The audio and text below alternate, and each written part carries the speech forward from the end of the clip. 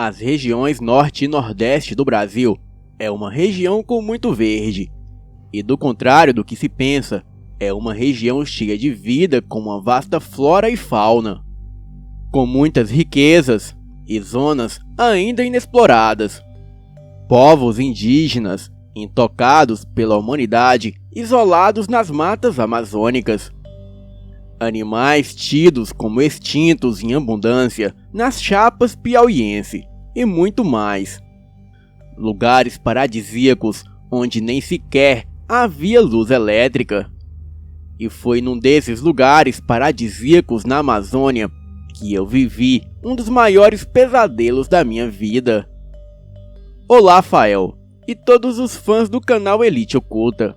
Eu me chamo Lucas, sou biólogo e soldado da Divisão de Pesquisa do Exército Brasileiro. Trabalhamos com uma comitiva itinerária que geralmente faz serviços sociais de concitação da preservação da fauna e flora locais, sendo por muitas vezes acompanhado por unidades de oficiais do IBAMA e por vezes até por unidades especiais do Exército Brasileiro, como as Forças Especiais Selva.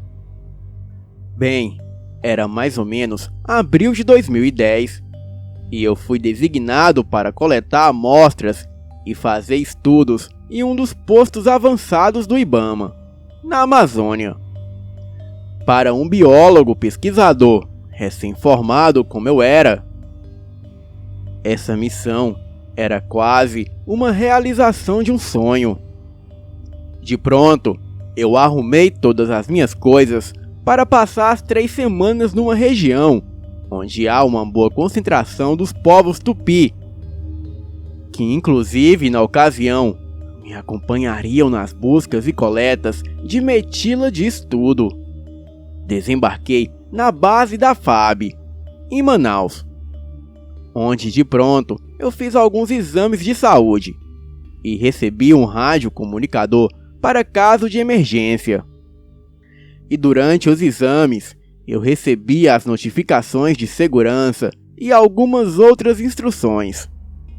E durante as instruções, os oficiais da FAB que fazem a segurança da região me alertaram que devido a um incidente recente em que um soldado havia disparado e matado um índio, as tensões haviam subido muito em virtude disso. E eles só permitiriam que um estrangeiro, no caso eu, os visitasse. Assim, não permitindo que nenhum outro soldado me acompanhasse. Em virtude disso, eu passei mais uns 4 dias no quartel da FAB para receber os resultados dos meus exames. Ainda na base, enquanto recebia instruções, eu conheci o soldado a quem os povos indígenas tinham raiva, pois o mesmo havia disparado contra um índio dias atrás. Ele era um senhor de mais ou menos uns 40 anos e não fazia parte da FAB. Porém, ele fazia parte de um grupo do exército que auxilia na segurança. Ele era um integrante das Forças Especiais Selva. Em muitas das nossas instruções, entre intervalos e cigarros, eu pedi a ele para me contar o porquê do disparo contra o índio. E o relato dele foi algo que mudou a minha perspectiva das coisas. O seu nome eu não posso divulgar por motivos óbvios, mas aqui vamos chamá-lo apenas de Soldado. O soldado contou para mim que tudo começou em um bar próximo ao posto avançado da FAB, onde os soldados e cadetes costumavam beber nos finais de semana. E com ele não seria diferente. O soldado conta que na noite do incidente, ele e os seus amigos estavam neste bar, onde estavam tocando outros colegas da cidade que faziam pequenos shows pela região. E que nessa festa tinha muitas pessoas de vários lugares. E entre essas pessoas, tinham alguns índios e algumas índias que os acompanhavam. Em certo momento, o soldado começou a dançar com uma moça indígena que estava na festa. Segundo ele, foi a moça que o chamou para dançar. E os mesmos dançaram até umas 4 ou 5 músicas juntos. Até que, no calor do momento, os dois se beijaram. E esse teria sido o estopim para uma briga entre os índios, os soldados do exército e da FAB, que estavam ali. Em um lado, os índios estavam alegando que os soldados estavam violando a pureza das índias. E do outro, os soldados que não davam para trás. Só que naquela noite, os índios estavam em menor número. E depois, algumas cadeiras e socos acabaram saindo do bar, sobrando apenas um deles parado na frente do bar, olhando todos os outros soldados. No calor do momento, o soldado que me contou o relato acabou expulsando a pontapés, mas não antes de ouvir da boca do homem palavras em tupi impronunciáveis. Mas com o tom que o índio falou, só poderia ser coisa ruim. O dono do bar não deixou por menos e acabou expulsando todos dali. Mas ainda em meio a toda a confusão, a índia que havia dançado com o nosso soldado acabou ficando para trás. E ele disse que a levaria em casa, ou pelo menos perto de sua tribo, para que não caminhasse sozinha nas estradas abandonadas do povoado.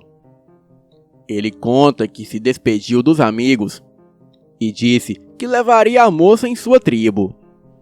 Os amigos se ofereceram para ir, mas ele recusou a oferta. Disse que ia sozinho para terem mais intimidade e que estava armado caso algum engraçadinho tentasse o machucar. Eles saíram nas estradas que cortavam a mata em direção à tribo da moça. E entre conversa e beijos, já no meio do caminho, enquanto passavam por uma ponte de tábuas soltas, o soldado conta que viu algo correr para debaixo da ponte, no lado oposto de onde estavam indo. Aquilo parecia um animal muito grande. E o que ele viu foi um pouco do reflexo dos seus olhos amarelos. Mas como o soldado estava bêbado e julgando ser um cão ou algo da mata, ele apenas sacou a sua arma do coldre e seguiu ponte à frente, distraindo a jovem índia, para que ela não ficasse impressionada com aquilo. Bem, ele a deixou bem próximo de sua tribo, de maneira que ficou observando ela entrar em sua casa, para então só assim ele voltar para sua base. Era um caminho de quase 4 horas de caminhada da tribo da jovem índia até a base. O soldado, ele vinha na estrada com muita cautela, pois ele estava bem próximo da ponte aonde tinha avistado o vulto. Apanhou um galho de mato e foi segurando de forma a ficar meio escondido de trás do galho. Então, ele andou beirando o mato grande na beira da ponte, na tentativa de ver o animal lá embaixo da ponte. Mas o que ele viu não era uma onça, e nem mesmo um javali ou um porco do mato. Ele conta que quando se aproximou, o que estava debaixo da ponte, olhando para a direção da estrada, era um animal imenso com as pernas que pareciam estarem quebradas e com orelhas grandes que arrastavam no chão. Os braços dianteiros eram curtos e o focinho era totalmente deformado. Os dentes da criatura estavam à mostra e aquilo tinha muitos pelos na parte de cima do corpo, só que poucos pelos desgrenhados na parte de baixo. O soldado conta que não sabe como, mas aquilo sentiu a sua presença e começou a farejar o ar em sua direção.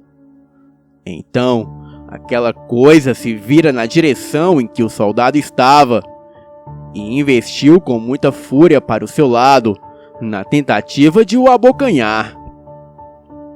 O soldado conseguiu acertar 2 tiros na criatura. Aquilo urrou forte, como se gritasse, mas mesmo assim não desistia de forma alguma. Até que o soldado, num surto, acabou caindo no riacho que passava perto da ponte. E numa sorte grande, ele se agarrou a uma pedra e ficou ali, enquanto aquela coisa corria de um lado para o outro, atirando pedras e galhos na direção do soldado, tentando o atingir a todo custo. Ele conta que o bicho sangrava a ponto de marcar o chão, mas a sua sede de sangue e ódio eram tão grandes que aquela coisa só saiu dali de fato quando o sol já estava prestes a nascer. Mas o soldado só saiu da pedra onde estava quando os membros do exército apareceram para resgatá-lo. Ele relatou tudo isso aos seus superiores, mas no mesmo dia, o índio, aquele que o soldado havia se envolvido na confusão na noite passada, havia sido encontrado com marcas de tiro de uma bareta 9mm, a mesma pistola que o soldado portava. Bem, foi dado total descrédito ao depoimento do índio, e isso gerou revolta e comoção nas tribos ao redor da base. Pois de um lado, o índio jurava que o soldado havia atirado nele. Porém, o soldado alegava que havia atirado em uma criatura dos infernos. Boa noite.